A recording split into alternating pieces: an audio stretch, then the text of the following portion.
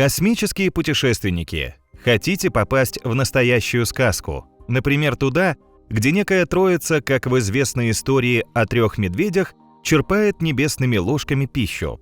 Такого зрелища, наверное, больше не увидишь во Вселенной. Но от логова этой компании лучше держаться подальше. Вместо медведей в космической сказке выступают сверхмассивные черные дыры. Они сбились вместе в одной галактике и дружно поглощают всю материю вокруг. По словам астрономов, сразу 3 огромных монстра в галактике – аномальная ситуация. Возможно, она сложилась из-за слияния галактик или по каким-то другим причинам. В небе вообще много всего такого, что нельзя втолкнуть в известные нам рамки. И сегодня мы познакомимся с аномалиями, от которых просто захватывает дух. Зеленые привидения, туманная поляна с ягодным ароматом, небесный Бермудский треугольник. Добро пожаловать в мир невероятных космических загадок.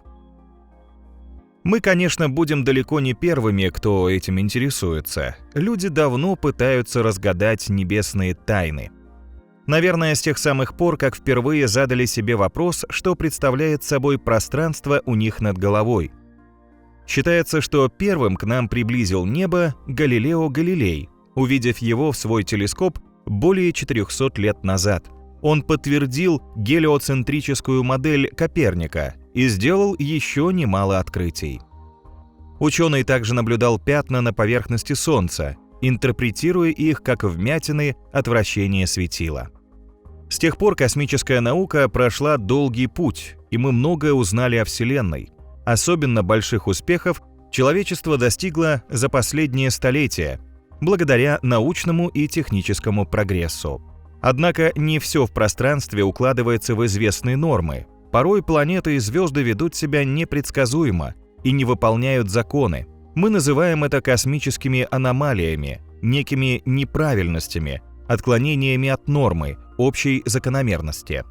Возьмем хотя бы Меркурий. Аномальное смещение орбиты, вернее его перигелия, ближайшие точки до Солнца, обнаружено еще в 1859 году. Перигелий Меркурия немного перемещается со скоростью 5600 угловых секунд в столетие. Сдвиг происходит в том же направлении, в котором планета вращается вокруг Солнца. Эта особенность движения планеты противоречила ньютоновскому закону всемирного тяготения. Французский астроном Леверье предположил, что во всем виновата некая планета внутри орбиты Меркурия. Ей даже дали название – вулкан. Его путь, предположительно, пролегал чрезвычайно близко к Солнцу. В связи с этим лучшим способом обнаружить вулкан ученые сочли наблюдение во время солнечного затмения или прохождения гипотетической планеты между Землей и Солнцем.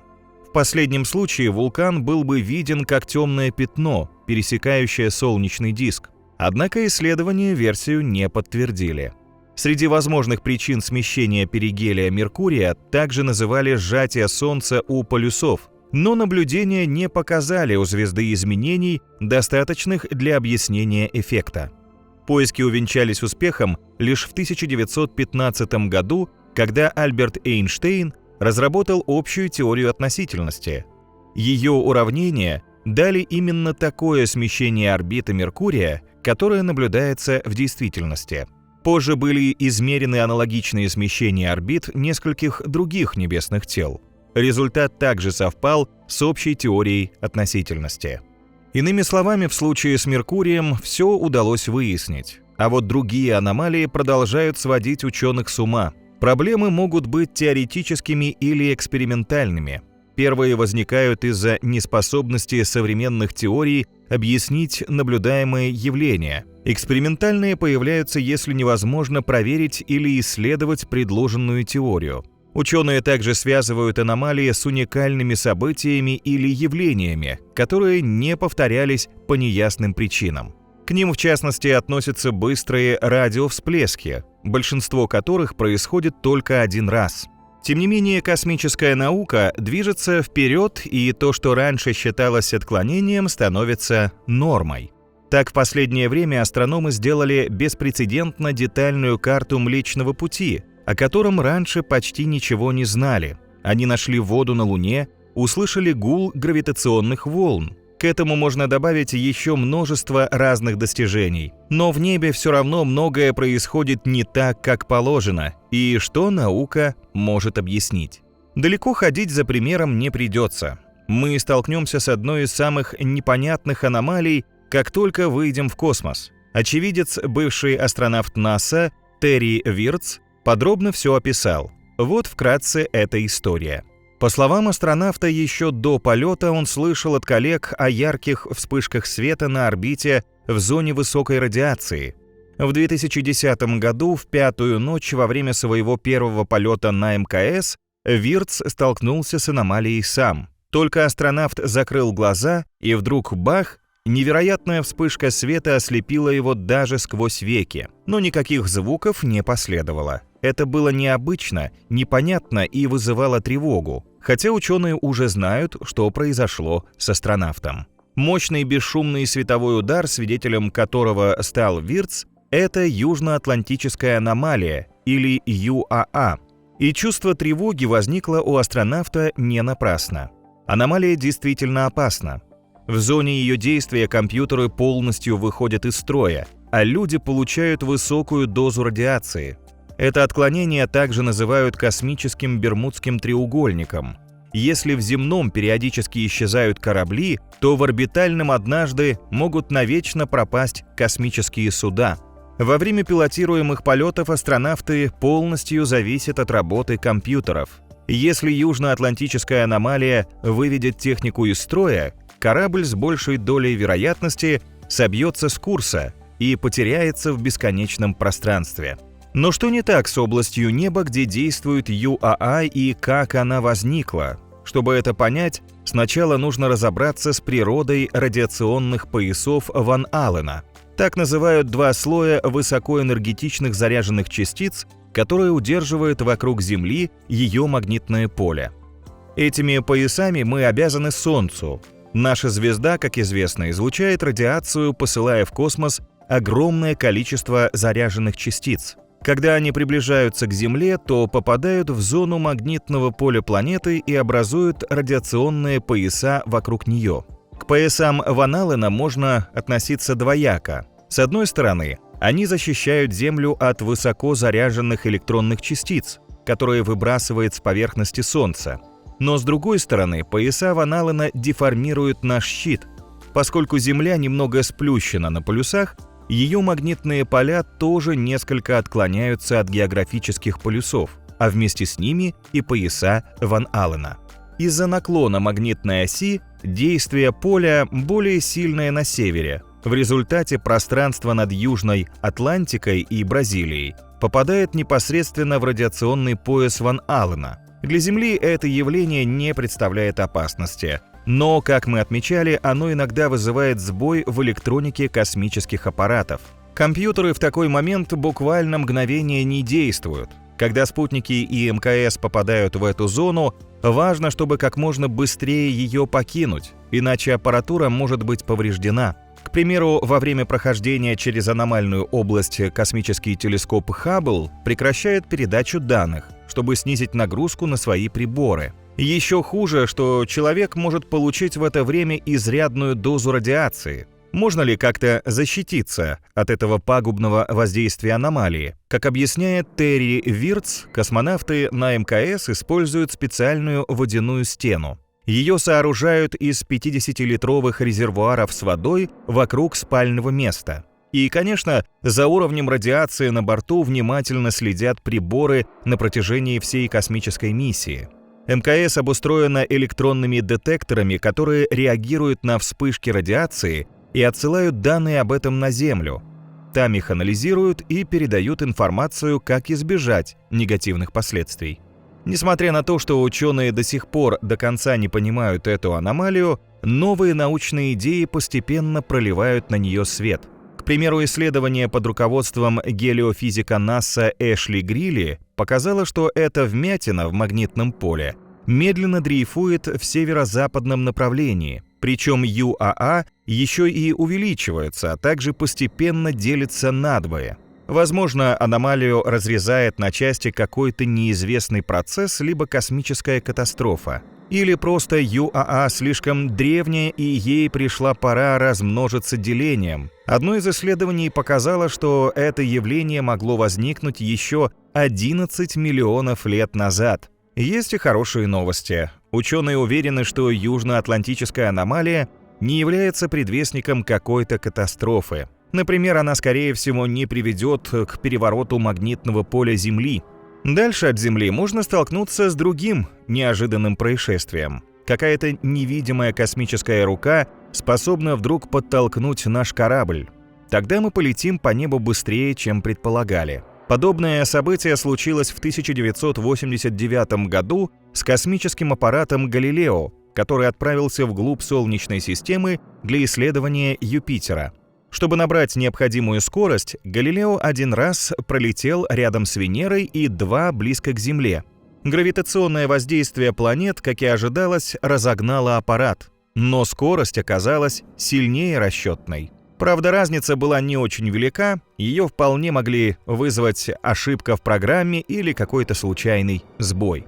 Проверить это во время второго полета Галилео возле Земли астрономы так и не смогли. Орбита корабля оказалась на высоте всего 303 километра, и земная атмосфера размыла результаты наблюдений. Спустя несколько лет необычно резвым показался другой космический аппарат – НИА, который отправился изучать астероид Эрос. Еще через год лишнюю скорость набрал зонд «Розетта», летящая к комете 67Р Чурюмова-Герасименко. Странности в движении всех аппаратов замечены при выполнении гравитационных маневров рядом с Землей. Одна из теорий предполагает, что космические корабли разгоняет темная материя. Загадочная субстанция, ответственная за большую часть массы Вселенной, участвует в гравитационном взаимодействии, но игнорирует электромагнитное. Впрочем, в случае с аномальным ускорением кораблей требуется не только наличие темной материи, а еще и выполнение ряда сложных условий. Некоторые из них противоречат современным взглядам на природу темной материи. Космические аппараты «Пионер-10» и «Пионер-11», которые запускали в 1972 году, тоже сломали принятые стереотипы. Они продемонстрировали аномальную скорость, только в отличие от Галилео, речь идет о замедлении. Оба «Пионера» должны были изучить планеты-гиганты Юпитер и Сатурн, а затем отправиться за пределы Солнечной системы в далекий космос. Когда аппараты достигли Урана, астрономы зафиксировали что-то непонятное. Радиосигналы зондов начали смещаться в коротковолновую область спектра. Подобный эффект называется фиолетовым смещением. Его наблюдают относительно редко, в отличие от противоположного эффекта красного смещения. В случае с «Пионерами» фиолетовое смещение означает, что они начали замедляться. Какая-то сила, похоже, тянула их назад. Торможение могло происходить за счет трения космическую пыль и газ или гравитационного воздействия объектов из пояса Койпера. Также астрономы не исключали ошибки в расчетах и даже утечку топлива из баков аппаратов. Однако все это при проверке не подтвердилось, так что снижение скорости «Пионеров» до сих пор остается загадкой. Некоторые более масштабные объекты недалеко от Земли тоже движутся как-то не по правилам.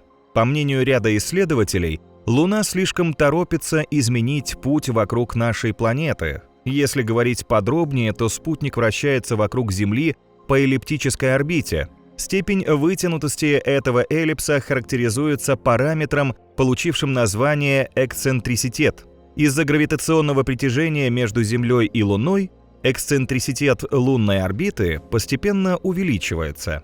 Расхождение перигея и апогея, самой ближней и самой дальней точек лунной орбиты по отношению к Земле, составляет около 3,5 мм в год. Луна удаляется от нас чуть быстрее, чем показывают теоретические расчеты. Приемлемых гипотез, которые объясняли бы это отклонение, наука пока не предложила. Также трудно объяснить постепенное увеличение длины астрономической единицы. Это, как мы знаем, один из способов определения космических расстояний.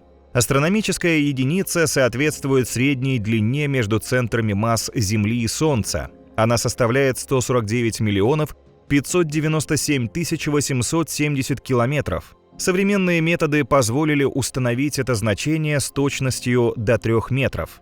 В новом исследовании ученые проанализировали данные измерения астрономической единицы и сделали шокирующий вывод. Оказалось, что ежегодно она увеличивается приблизительно на 15 сантиметров. Но почему так происходит? Аномалию можно было бы объяснить увеличением массы Солнца. Однако это противоречит всем нашим знаниям о звездах. С течением времени светила могут только терять массу, выжигая свое водородное топливо. Значит, чтобы немного поправиться, каждый год Солнце должно поглощать материю, эквивалентную массе Луны, или 40 тысячам средних комет. Трудно представить, чтобы астрономы пропустили столь обильную звездную трапезу прямо у себя под носом. Если выйти из Солнечной системы и посмотреть вглубь космоса, то там еще больше загадок. Планеты, галактики, звезды. Многие из них не хотят вести себя по правилам. Среди космического населения нам наиболее интересны экзопланеты. Каждая из них в будущем может стать вторым домом человечества или даже позволит нам однажды познакомиться с инопланетянами.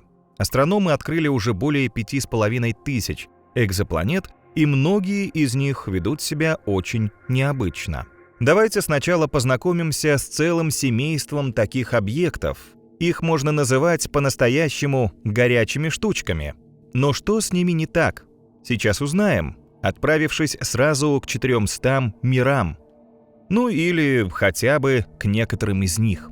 Все это горячие Юпитеры, огромные планеты, подобные газовому гиганту Солнечной системы. Они безумно раскалены, потому что вращаются буквально в обнимку со своими звездами и не сгорают дотла. Астрономы ломают головы над тем, как выживают гиганты в таких условиях. Они выдвинули 3 гипотезы. Защитным барьером для планеты может служить магнитное поле родительской звезды, или красной чертой для горячего Юпитера является ее пылевой диск. Между внутренним краем такого диска и звездой образуется щель, нейтрализирующая ее притяжение. А может, сближение со светилом прекращается, когда орбита горячего Юпитера из вытянутой становится круговой. Пока ученые ищут доказательства своих теорий, горячие Юпитеры неплохо так загорают поблизости от звезд. И продолжают преподносить исследователям сюрпризы. Возьмем, к примеру, ВАСП-121b в созвездии Карма на расстоянии 850 световых лет от Земли. По радиусу гигант в 1,74 раза больше Юпитера, а по массе в 1,157 раза.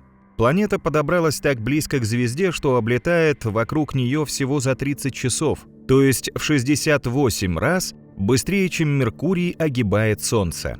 Новый год обитатели фантастической планеты могли бы праздновать буквально через день и каждый день преподносить друг другу дорогие подарки. Ведь на горячем Юпитере, вероятно, льют драгоценные дожди. Частицы расплавленного железа, магния, хрома, ванадия, алюминия и титана создают на более прохладном, отвернутом от звезды полушарии облака. В них алюминий конденсируется с кислородом. С примесями хрома, железа, титана либо ванадия его капли образуют рубины или сапфиры. Затем, возможно, они выпадают в виде дождя.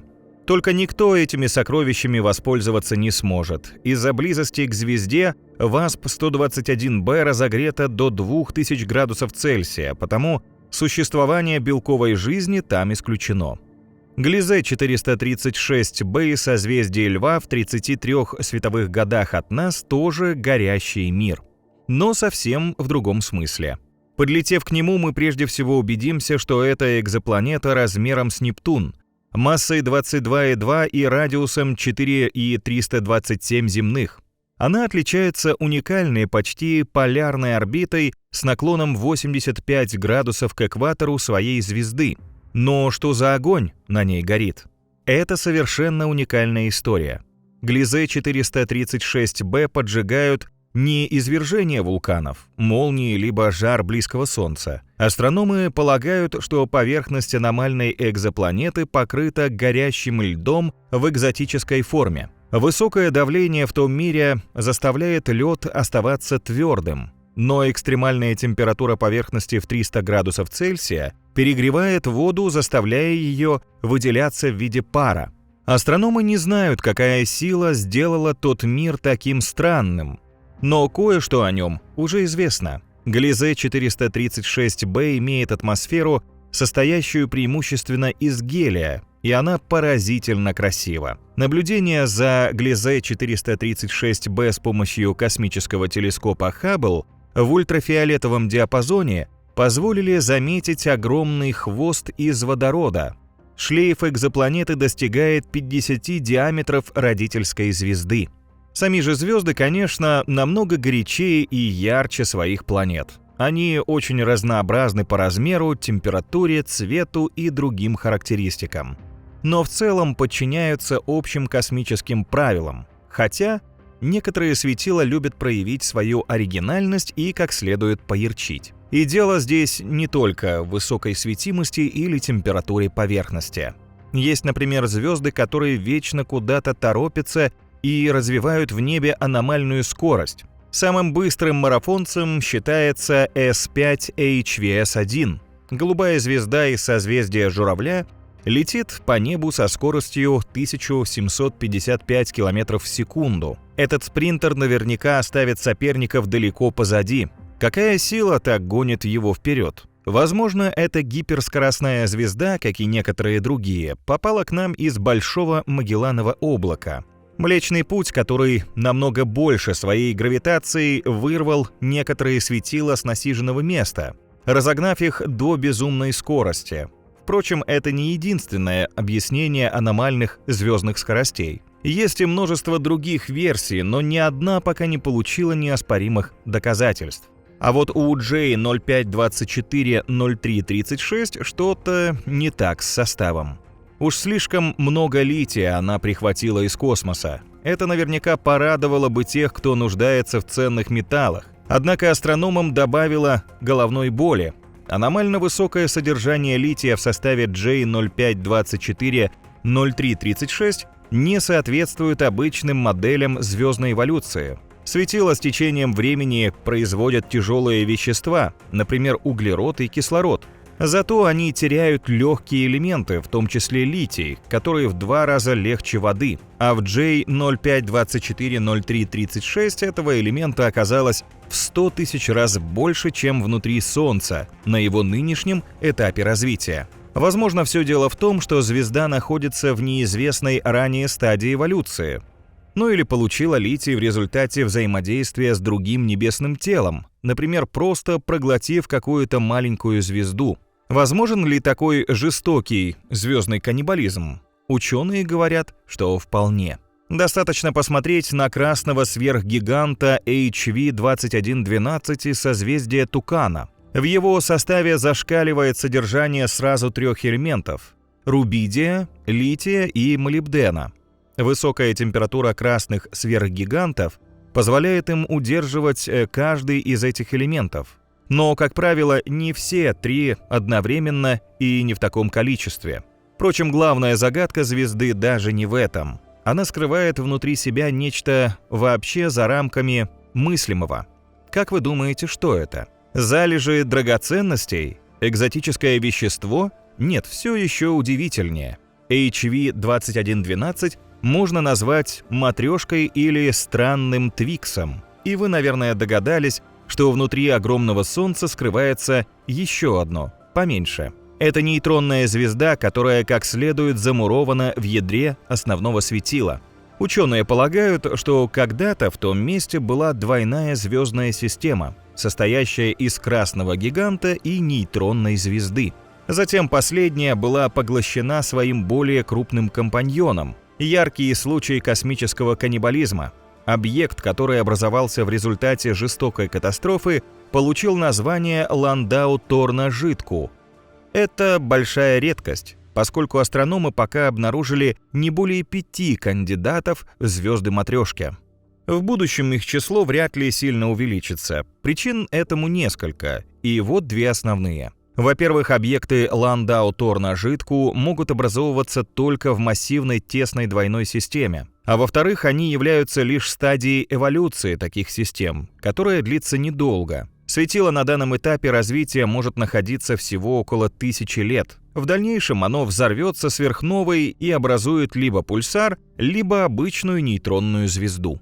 Так что век HV 2112, по мнению ученых, тоже продлится недолго. А сколько могут протянуть галактики, начисто лишенные скелета?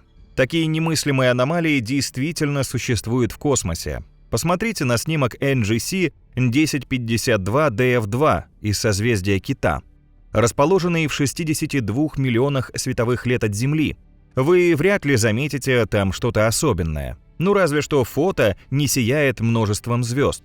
У NGC 1052-DF2 действительно в сотни или даже тысячи раз меньше светил, чем в сопоставимом по размеру Млечном Пути. Но в небе немало тусклых объектов. Фишка странной галактики другая.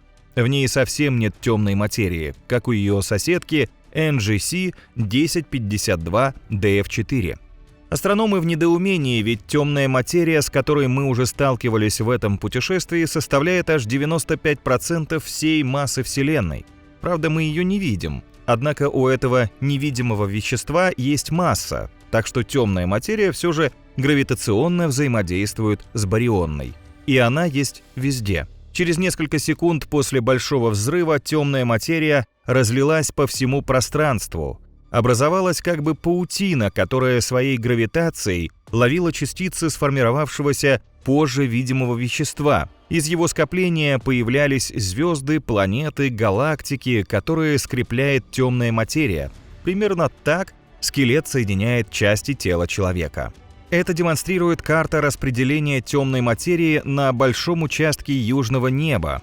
Ее составляли астрономы обсерватории в Чили на основе анализа изображений 226 миллионов галактик.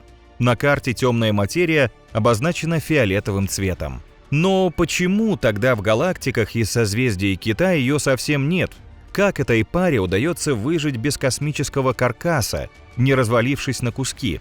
На этот счет ученые пока строят лишь предположения. Например, что соседние, более крупные галактики выкачали газ из DF2 и DF4.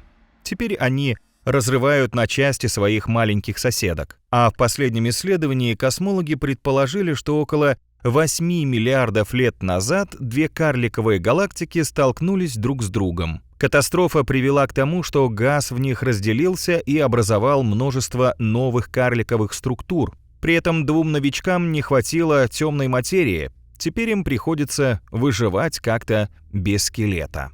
Есть еще один тип странных галактик, которые совсем не светят, и притом с темной материей у них все в порядке. Это, например, J0613 плюс 52, расположенная на расстоянии около 270 миллионов световых лет от Земли. В ней, кажется, нет ни одной звезды, или, по крайней мере, отсутствуют видимые светила.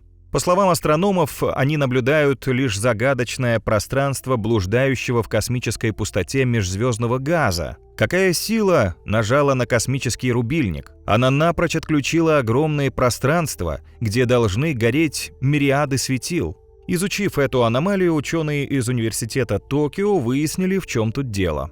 По их версии, в темных галактиках не образуются звезды. Во всех случаях наблюдался примерно одинаковый процесс. Газ вращается вокруг центра галактики не равномерно, а хаотично. И виновны в этом сверхмассивные черные дыры в центрах галактик. Они выбрасывают мощные конические пучки газа, которые называют красными гейзерами. С помощью этих потоков черные дыры убивают галактики. Выбросы разогревают газ, делая его слишком горячим для конденсации. Таким образом, струи сверхгорячей плазмы, которые порождают монстры, останавливают образование в галактиках звезд. Исследователи также установили, что эти потоки черные дыры могут выбрасывать даже в голодном состоянии. Ну, если сидят на космической диете и не глотают на обед большие массы пыли и газа. А вот механизмы образования красных гейзеров пока не ясны. Есть галактики, у которых со звездами и темной материей все в норме. Они гигантские, яркие, и каждая из них действует в соответствии с космическими законами. Но вот когда они собираются вместе, то превращаются в аномальные объекты. По крайней мере, так происходит в сверхгалактической плоскости. Мы увидим там преимущественно один тип галактик – эллиптических. И ученые давно ищут ответ, почему эллипсы практически не пускают в свою компанию чужаков. Последние исследования указывают на то, что загадка аномалии может быть наконец решена. Чтобы лучше все понять, давайте вспомним о месте жительства Млечного Пути. Наш галактический дом облюбовал себе участок в обширном массиве, известном как местное сверхскопление. Оно имеет форму блина, почти в миллиард световых лет в ширину, и называется сверхгалактической плоскостью. Эта колоссальная структура охватывает массивные скопления и отдельные галактики. Все они в основном эллиптические.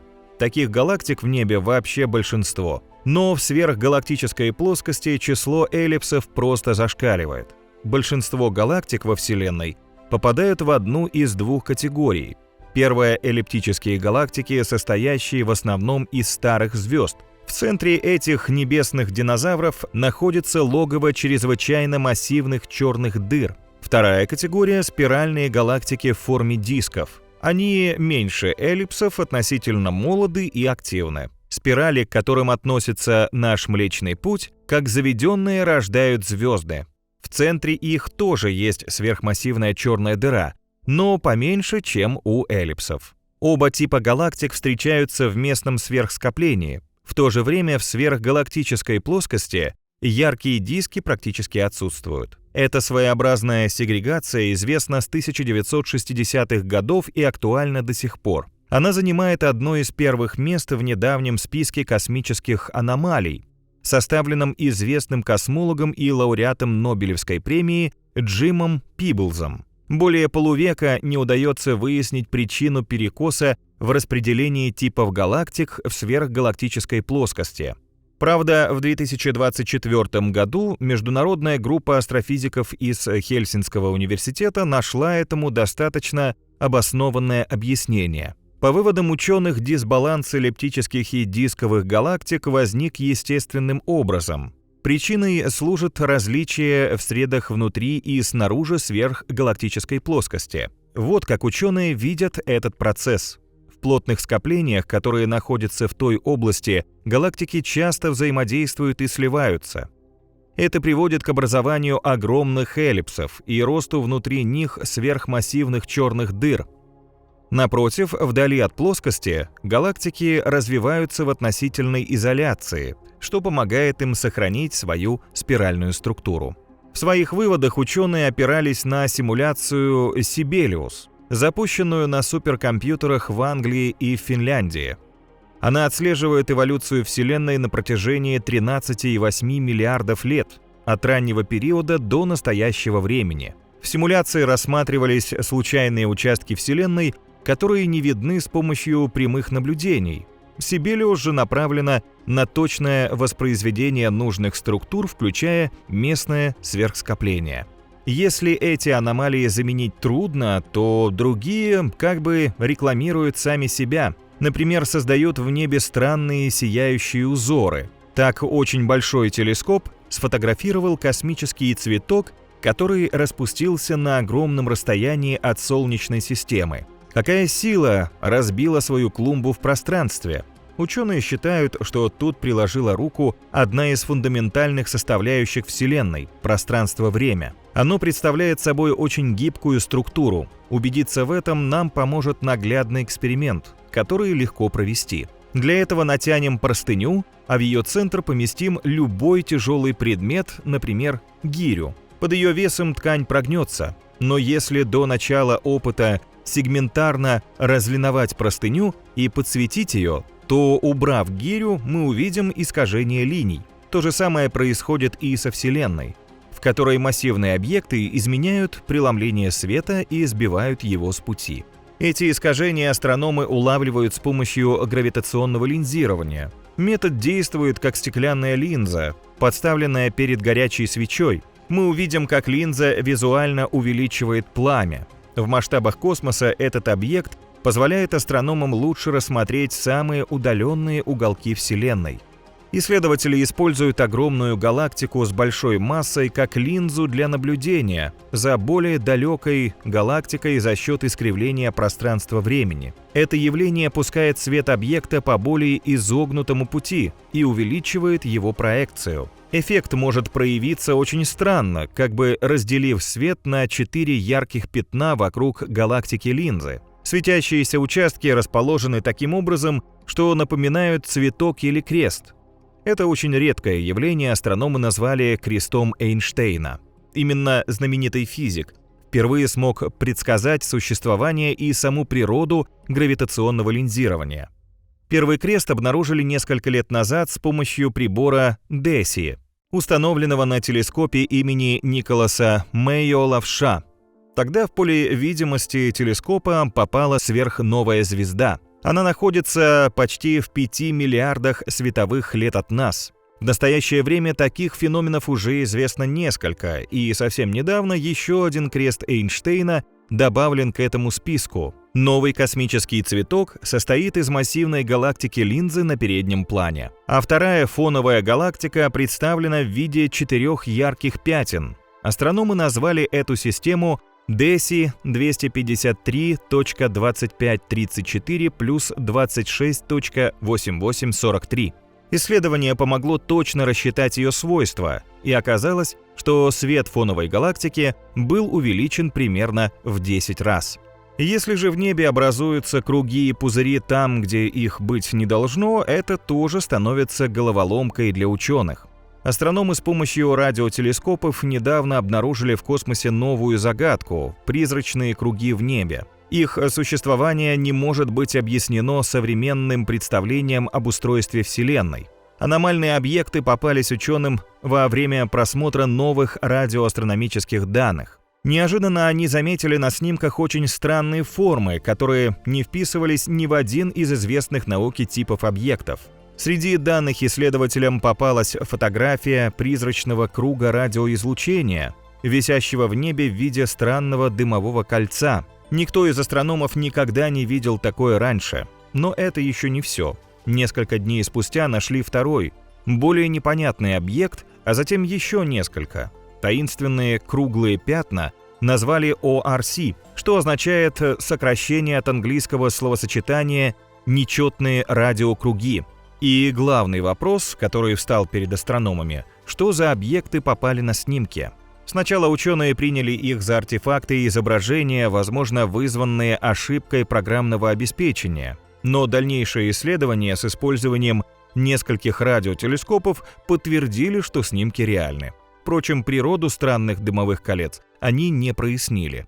До сих пор неизвестно, насколько они большие или далекие. Это могут быть объекты в нашей галактике, и их размер всего несколько световых лет в поперечнике. Или они где-то очень далеко от нас во Вселенной и в поперечнике достигают миллионов световых лет.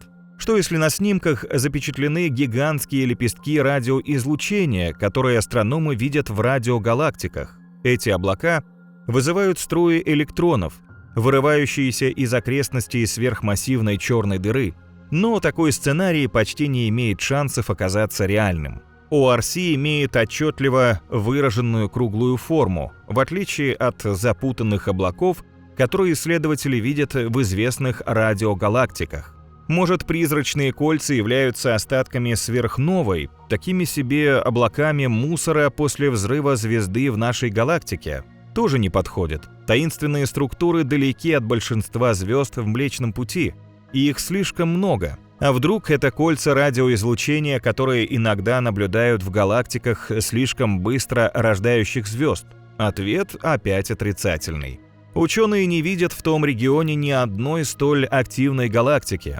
Могут ли это быть кольца Эйнштейна? Так называют отражение света с помощью гравитационного линзирования кольцеобразной формы. Кольца образуются подобно крестам Эйнштейна, с которыми мы уже познакомились во время путешествия. В них радиоволны далекой галактики изгибаются в круг под влиянием гравитационного поля скопления галактик. Однако дымчатые круги — это не кольца Эйнштейна. ОРС слишком симметричны, и ученые не видят скопления в их центре. Что мы получили в результате? Загадочные облака в небе остались не похожими ни на один объект, известный астрономам. Как узнать их суть? Видимо, придется исследовать вещи, которые теоретически могут быть, но пока не наблюдались. В пример исследователи приводят мощные ударные волны от какого-то взрыва в далекой галактике. Такие катастрофы могут иметь какое-то отношение к быстрым радиовсплескам или столкновениям нейтронной звезды и черной дыры, которые генерируют гравитационные волны. Наконец, существует еще более экзотическая версия. ОРС в ней представлена горлом червоточины в пространстве времени, которое ведет в другое измерение. Пока астрономы ищут ответ, в их поле зрения попадают все новые призрачные кольца. В целом их количество теоретически оценивается примерно в 1000 или даже больше. Поиски недостающих облачных структур сейчас ведут телескопы по всему миру. Сложность в том, что ОРС очень слабые. Их чрезвычайно сложно заметить и изучить. Но рано или поздно астрономам с помощью продвинутых обсерваторий наверняка удастся проникнуть сквозь этот туман. Облака вообще многое скрывают в своей призрачной среде.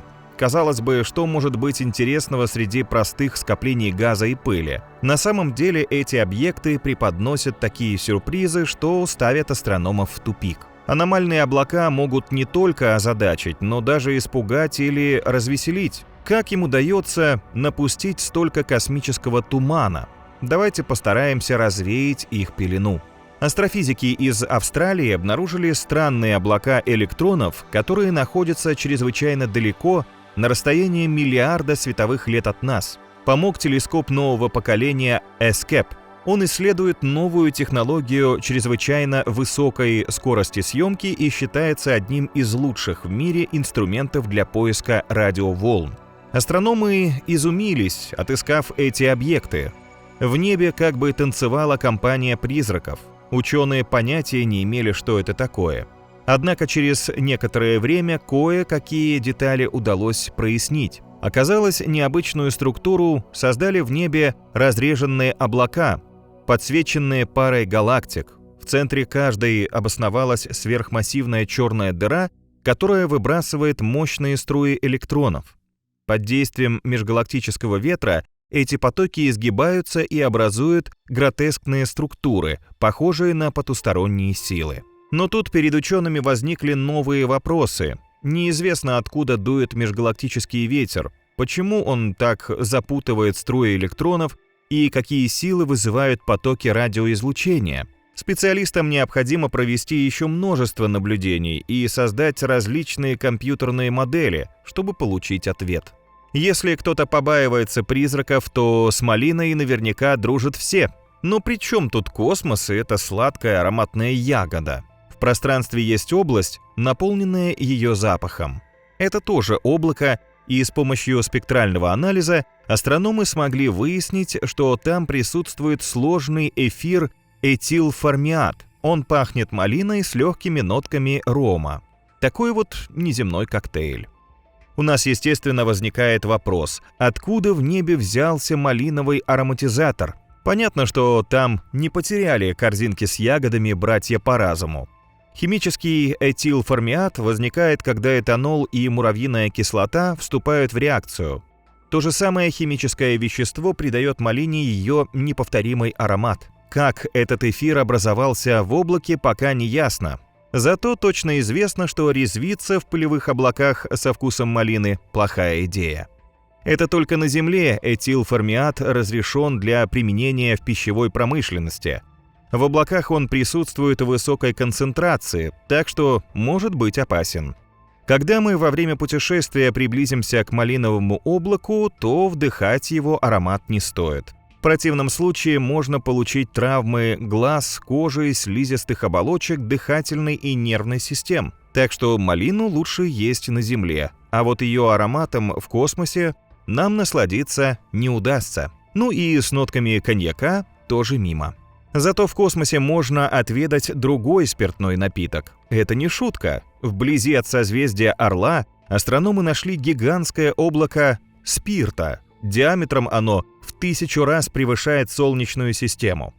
По расчетам ученых, в облаке находится 400 квинтиллионов литров крепкого напитка. Чтобы его выпить, каждому жителю Земли необходимо было бы потреблять 300 тысяч литров алкоголя ежедневно в течение миллиарда лет. Несомненно, для некоторых людей здесь кроется большое искушение. Но нам этого не надо. Впрочем, воспользоваться продукцией всегалактического спиртзавода люди все равно не смогут. И не только потому, что алкоголь распределен в облаке с малой концентрацией. Помимо пригодного для питья этанола, в облаке распылен ядовитый метиловый спирт. 100 граммов такого напитка может лишить зрения, а в больших объемах даже жизни. Зато происхождение этой аномалии действительно для нас очень интересно. Ученые объясняют изобилие спирта в облаке тем, что в космосе происходит множество сложных химических реакций, а значит, появляется и бесконечное разнообразие молекул. После первичных водорода и гелия в недрах звезд образовались тяжелые элементы. Позже их разбросало по пространству при взрывах звезд, запустив тем самым химическую эволюцию. Во время этого процесса появились органические сложные молекулы, в том числе спирт. Но все это пока лишь в теории. Точнее, узнать происхождение, состав аномалии с крепким градусом и других молекулярных облаков астрономы надеются в будущем с помощью высокочувствительных инструментов нового поколения. А нам пора возвращаться назад. Но сначала кратко подведем итоги путешествия. Мы еще раз убедились, насколько прекрасна, разнообразна и непредсказуема Вселенная. В ней встречается много аномалий. Конечно, нас они слегка настораживают, как все странное и необъяснимое. А ученых стимулируют к новым поискам, которые порой превращаются в настоящие научные прорывы. Так случилось, например, с черными дырами. Когда-то ученые считали их скорее исключением из космических правил, редкими аномальными областями пространства, искажающими пространство-время. Теперь известно, что черных дыр во Вселенной не счесть, и исследователи неплохо изучили их свойства. Но монстры тут же подкинули новые загадки. Одна из последних — их песня. Когда материя пересекает горизонт событий, раздается булькающий звук, преобразование энергии движения в звуковые волны. В 2003 году рентгеновская обсерватория Чандра уловила такой шум от сверхмассивной черной дыры на расстоянии 250 миллионов световых лет. О чем поют черные дыры? Ученым еще предстоит в этом разобраться, как и с другими аномальными явлениями во Вселенной. Нам это очень пригодится, ведь, согласитесь, всегда полезно знать, что во время космических путешествий может ждать тебя в пути.